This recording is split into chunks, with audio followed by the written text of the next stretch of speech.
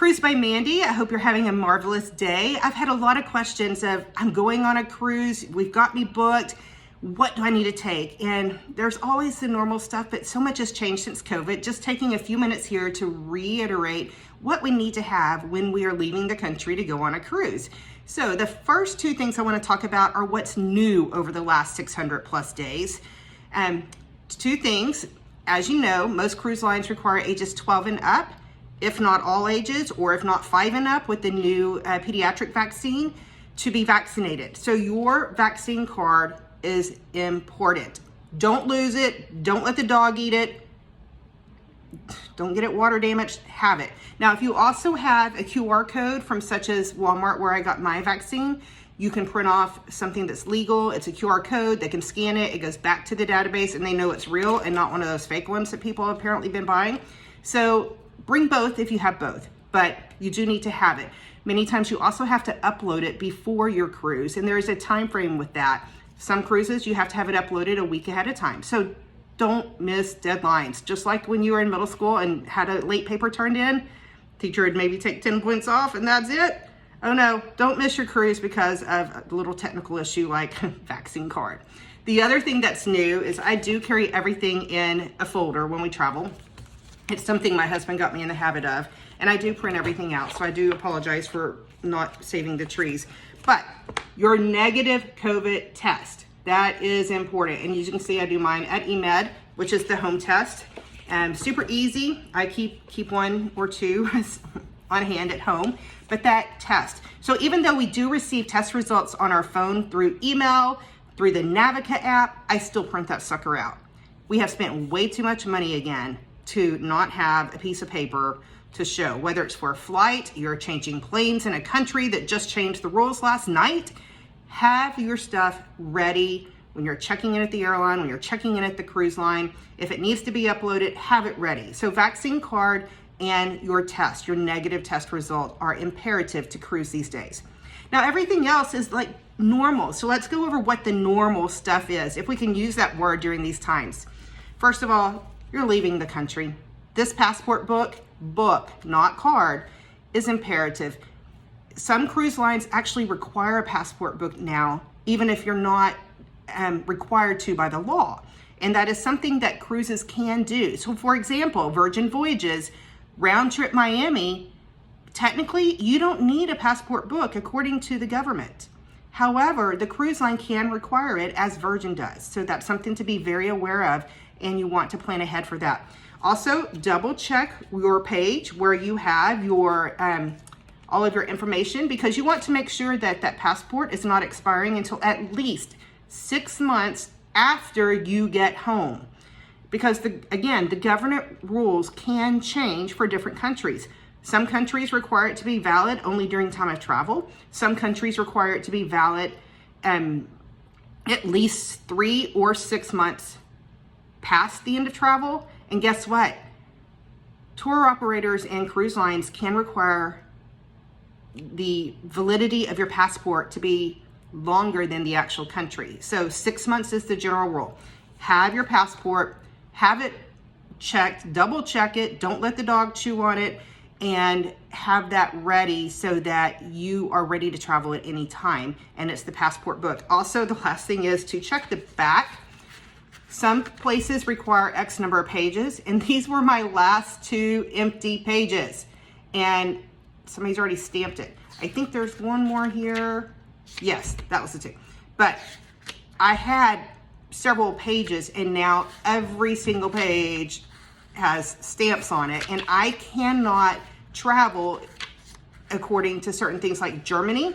You have to have at least 2 blank pages to be able to travel. So watch for stuff like that. And even though you may have an expiration date that's a couple of years away, watch your pages. So passport book, definitely want to travel with it, and don't be surprised if your cruise line has to take it and hang on to it during a cruise because of certain border control things.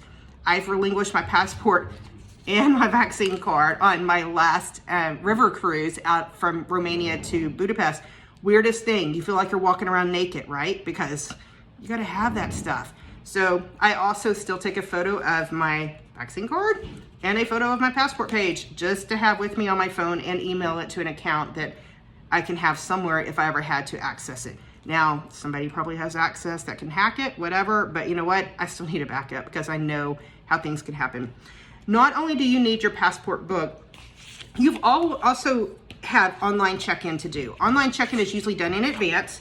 I will usually take mine with me, and I did online check-in. I have my information with me, and I'm traveling solo this trip, so I don't have everybody else's info with me, but you can also manage your booking online. This cruise today particularly is MSC Seashore, a brand new ship. You also have your cruise ticket, and that cruise ticket is online. When I printed this document, it was 19 pages. So yes, it was a lot. It has my cabin number. I usually forget my cabin number. But here's the really important thing here. Health questionnaire. There has always been a questionnaire, and it's like 3 questions. Have you had diarrhea? Have you had fever? I don't know, have you breathed on anybody lately? Something like that was in the past. This one does have more questions. And sometimes, you know, like, okay, have we had muscle and body aches? I just went to physical therapy yesterday. Heck, I hurt. Have you had a headache? Haven't had my coffee. Sore throat, loss of taste or smell, cough, difficulty in breathing, fatigue. Oh my gosh, do you have kids? So think about it in reality. Could it be something, you know, with any of these symptoms? They still ask the question, have you left the United States in the last 14 days? Have you traveled outside the United States? And, you know, I know that no viruses exist in the United States, apparently. They only care about if you left the country. You know, it could be to another country that has stellar COVID rates right now, but that's what they look at. So you got to watch that. And I did have to think, okay, I flew home from Germany October 31st. Today is November 17th. I am just outside that 14-day window. What would have happened within 14 days? I honestly don't know. And I'm always afraid that since this little sucker gets chucked everywhere, I don't lie. So I would have answered it honestly. You do have to sign, and I will tear this out of the folder and turn it in. The other thing is I always still have a copy of, this sounds corny, but it's important, my travel insurance. There's my travel insurance right there, Travel Insured International. So that's the one I have my annual policy with. And I do have the confirmation letter of benefits there, and that way I can always just have it handy.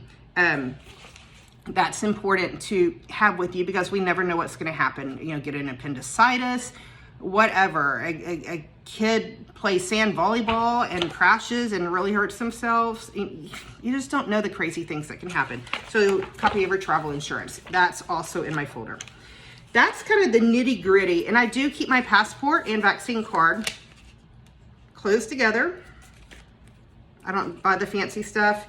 And I keep it in this high-tech thing I picked up at the airport coming home from a charter catamaran that I did in late 2019 to check out some different islands. So it stays with me, it stays flat. But let's talk about what else you need to have on your cruise. Obviously your sunscreen and things like that. There's a list of items that you can and cannot take on a cruise that you will find through your cruise line, either the FAQs or something like that. They will always give you what are your steps for embarking the cruise, and you need to wear your mask. We'll have the health screening. They will talk about safety and code of conduct. And then you'll also have printable luggage tags. Usually don't worry about the luggage tags, because if you forget your luggage tag, they're gonna have them at the port. Now, when you are checking your luggage, yes, tip the baggage porters. That's what we need to be taking care of them. But I also take a photo of my luggage, and I open my luggage up. It's actually over there, and I just took my photo for today. So I have one last photo of what's inside my luggage in case it gets lost, because travel insurance isn't just gonna hand out money for free. They're gonna want proof. And your photos are so easy to take on your phone that you can do the proof. So I take a photo of my suitcase before I go, and then I'll close it, and I take a photo of the outside. So whenever I have to say black roller bag, then we have a picture of that. It's actually blue and hard versus soft. So those are things to know about. But let's talk about what you put in your carry-on bag. Today, I will be carrying several things with me. And I have masks sitting everywhere. I mean, they're just coming out of every nook and cranny because it seems there's a lot of places we go that we have to wear one. I'm in Florida right now. No masks are required anywhere. I think if you're vaccinated or not, I don't see anybody with a mask. However, when we get to the cruise port, we will have to do that. You have to wear your mask on the airplane. So I'm always afraid of losing a spare mask. So I always have a spare mask thrown in my carry-on. My carry-on's usually a backpack. I didn't bring the backpack this time. I just brought what I use as my business travel bag here. Some things you always want to have in that. Technology, your headphones, your laptop. This is my laptop. It goes with me everywhere because I am working pretty much every day. So let's stick that sucker in there.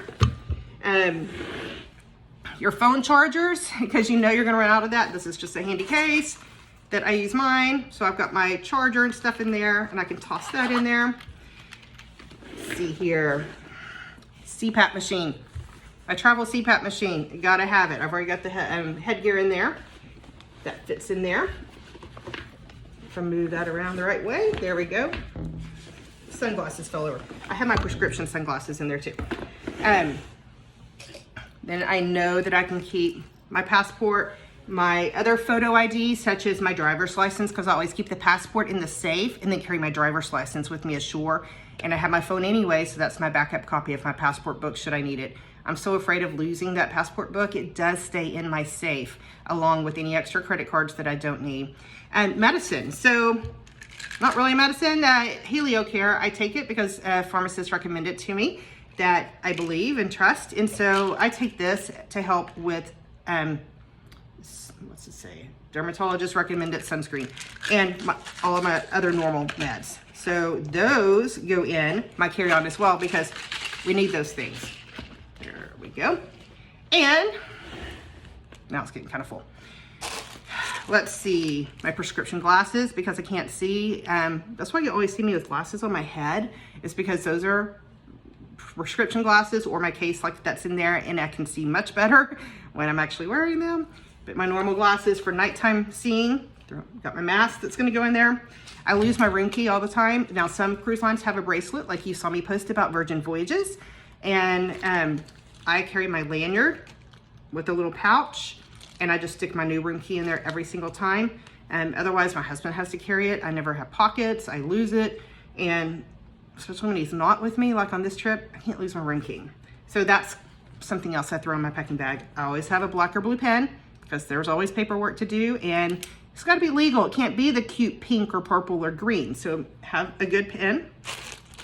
And I am in physical therapy for my knee, and my physical therapist will be very, very happy. Yes. I brought the stretch bands. And so I'll be using that on board and doing the exercises that I should be doing at home anyway, even when I'm not traveling. So I can keep the physical therapy going on my knee from stepping in a hole back earlier this year, and partial tear on the meniscus and partial tear on the ACL that we're trying not to operate on. So I am being diligent with my physical therapy, which I'll be able to do on board as well, either in my room with the stretch band on the, on my own, or I can go to the gym and use the bike, the elliptical, the leg press machine, whatever that's called. And I know the weights they've given me because they also print that out for me and give it to me when they know I'm going on a trip. So those are some things that I take with me on a cruise. And I'm about to stick this folder in my carry-on bag right here, go downstairs, call Uber, and I am headed to the port of Miami. So check those things off. Don't leave home without them. And most importantly, make somebody else have a better day when you're on your cruise.